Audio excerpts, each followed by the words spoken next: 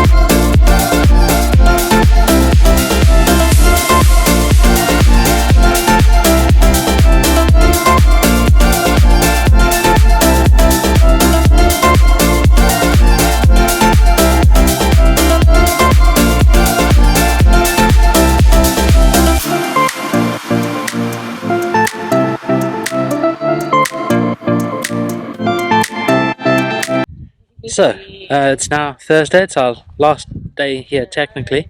We've been down to Great Yarmouth on the seaside, did a bit of a walk. We did a bicycle ride there yesterday.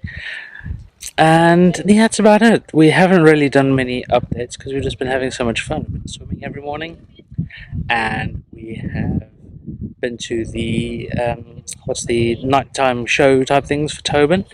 So that was interesting. A lot of singing and metal versions of Lion King and one of the other songs. I can't remember what it was. But overall, so far, the week's been alright. So it's Haven Seashore.